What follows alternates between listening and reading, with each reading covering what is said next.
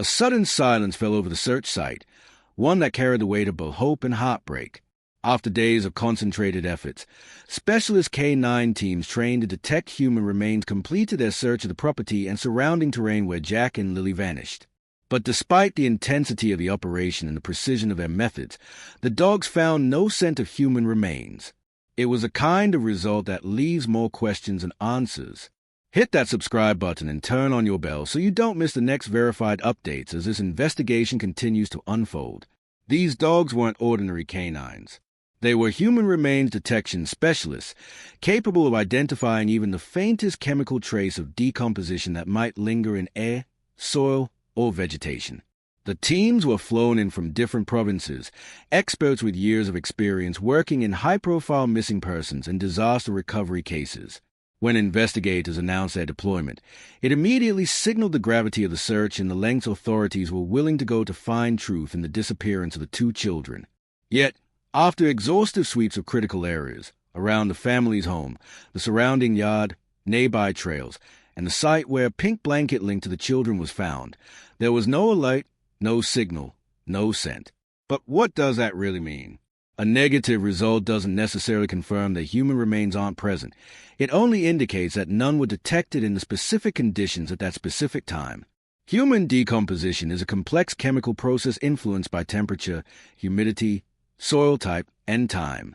If conditions aren't right, or if remains are deeply buried, sealed, or being moved, even the most skilled K-9 teams might not pick up a scent. Still, the absence of an indication allows investigators to narrow their focus, ruling out key areas and redirecting resources elsewhere. For the families and the community, it offers a momentary relief, a sign that hope may still have reason to exist. Over the course of the investigation, RCMP search teams systematically covered roughly 40 kilometers of ground. That's not just a number. It represents an enormous physical and logistical challenge. Handlers and officers worked through dense forest, uneven terrain, and long stretches of pipeline corridors under conditions that would exhaust most people in a matter of hours. Each section was methodically logged, mapped, and cross-checked using GPS tracking to ensure complete coverage. Every step, every indication, or lack thereof, was documented. These meticulous records are essential, not just for the investigation itself, but for maintaining the integrity of any future findings. They establish where the team searched, when, and under what conditions, ensuring that no area is inadvertently overlooked or duplicated. The operation wasn't a random sweep. It was built on layers of intelligence, leads, and evidence. Investigators chose each search zone for a reason. The family home and yard offered enclosed, controlled environments ideal for forensic examination. The pipeline corridor and intersecting trails, by contrast, presented open terrain where scent dispersal could vary drastically with wind and moisture. Then there was the most emotionally charged location, the area where the pink blanket was found. That small, fragile piece of fabric became a focal point, a heartbreaking reminder of what was at stake and a potential key to unraveling what happened. Every handler who took part in the search adhered to strict K-9 protocols. They established grid patterns, accounted for wind direction, and used disciplined search methods to optimize scent detection. The dogs worked in timed intervals, with handlers monitoring behavior closely for any sign of alert, whether it was a change in breathing, a pause, or focus attention. Even without indications, each search adds valuable information to the investigative map, narrowing down what remains unknown. But the challenge of scent detection is far greater than most realize. Environmental conditions can drastically alter outcomes. Rain, heat, wind, and soil composition can all disrupt or mask a trace. And that forensic testing remains one of the most critical threads in this ongoing case. The pink blanket found near the search zone was sent for DNA analysis, a process that could potentially confirm or rule out a connection to Jack and Lily. DNA testing is meticulous work. It involves extracting, sequencing, and comparing genetic material to known profiles under stringent contamination controls. If analysts find a match, it could change the direction of the entire investigation, giving police concrete evidence to act upon. If no usable DNA is found, it doesn't close the door. Environmental exposure, time, and moisture can easily degrade biological material beyond recovery.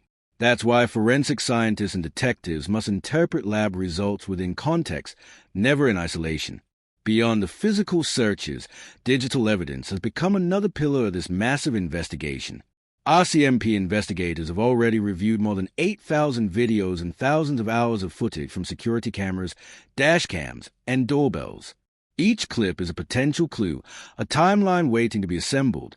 Using both manual review and advanced software, investigators analyze movement patterns, cross-reference timestamps, and search for anomalies that might align with known data points. It's an enormous undertaking, but one that could prove decisive in reconstructing the children's last known movements. Despite the scale of these efforts, the case officially remains a missing persons investigation. That might sound procedural, but it's a deliberate and cautious choice. Declaring a criminal classification prematurely, without firm evidence, could jeopardize future prosecutions.